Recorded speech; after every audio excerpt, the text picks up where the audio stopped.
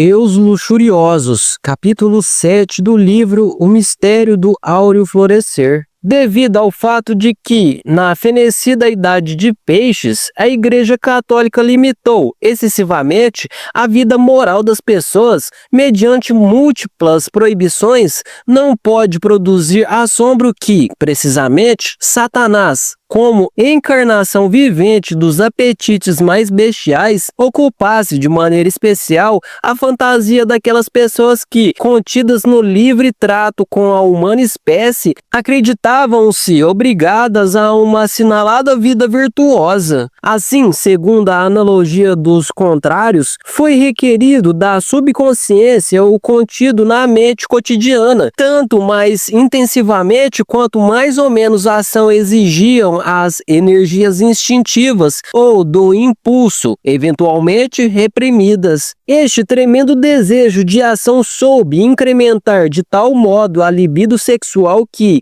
em muitos lugares, se chegou ao abominável comércio carnal com o maligno. O sábio Valdemar diz, textualmente, o seguinte: em Hespman foram visitados as monjas, como o conta Wire, o médico da Câmara de Clue, por um demônio que, pelas noites, se precipitava como um torvelinho de ar no dormitório e, subitamente, o sossegado tocava a citara tão maravilhosa que as monjas eram tentadas à dança. Logo saltava, em figura de cão, ao leito de uma delas, sobre quem recaíram, portanto, as suspeitas de que houvesse chamado o maligno. Milagrosamente, não ocorreu às religiosas por ocaso nas mãos da Inquisição. Resulta inquestionável que aquele demônio, transformado em cão ardente como o fogo, era um eu luxurioso que,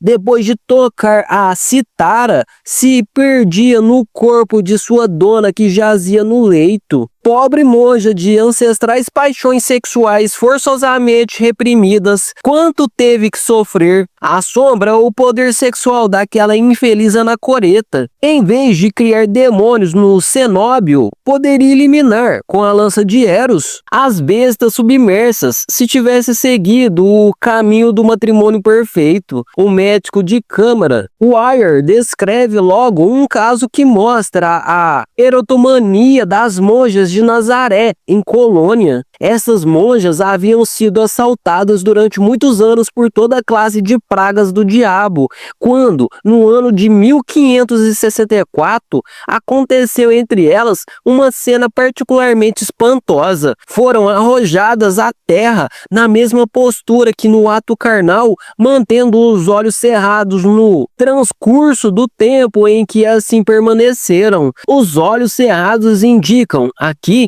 com certeza, o ato sexual com o demônio, autocópula, pois trata-se de coito com o eu luxurioso projetado ao exterior pela subconsciência. Uma moça de 14 anos diz, Wire, que estava reclusa no claustro, foi quem deu a primeira indicação a respeito. A miúde havia experimentado, em sua cama, raros fenômenos, sendo descoberta por seus risinhos sufocados e, ainda que se esforçasse em afugentar o diabrete com uma estola consagrada, ele voltava a cada noite. Havia sido disposto que se deitasse com ela uma irmã, com o fim de ajudá-la a defender-se. Porém, a pobre se aterrorizou quando ouviu o ruído da pugna. Finalmente, a jovem se tornou possessa por completo, lastimosamente atacada de espasmos. Quando tinha um ataque, parecia como se achasse privada da vista e, ainda que tivesse a aparência de estar em seu normal e com um bom aspecto, pronunciava palavras estranhas e inseguras que beiravam o desespero. Investiguei este fenômeno como médico no claustro, a 25 de maio de 1565,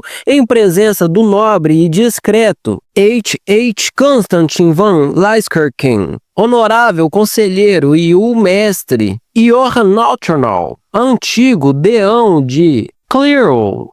Achavam-se presentes também o mestre Johann Nash, notável doutor em medicina e, finalmente, meu filho, Heinrich, também doutor em farmacologia e filosofia. Li, nesta ocasião, terríveis cartas que a moça havia escrito a seu galã, porém nenhum de nós duvidou, nem por um instante, que foram escritas pela possessa em seus ataques. Desprendeu-se que a origem estava em alguns jovens que, jogando pelota nas imediações, entabularam relações amorosas com algumas monjas, escalando, depois, os muros para gozar de suas amantes. Descobriu-se a coisa e se fechou o caminho.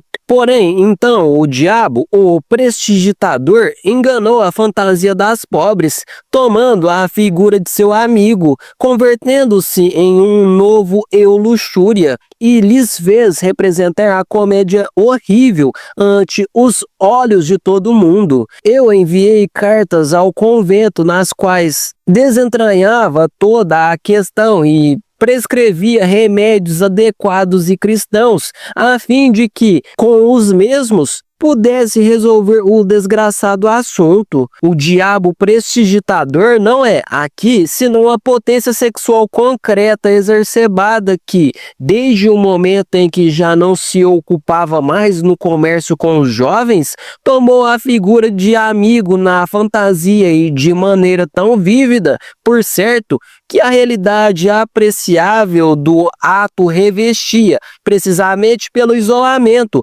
formas ainda mais intensivas com respeito a outro sexo anelado, formas que tão plasticamente seduziam ao olho interior do instinto desencadeado que, para explicá-las, havia de pagar, precisamente, os vidros quebrados ao diabo.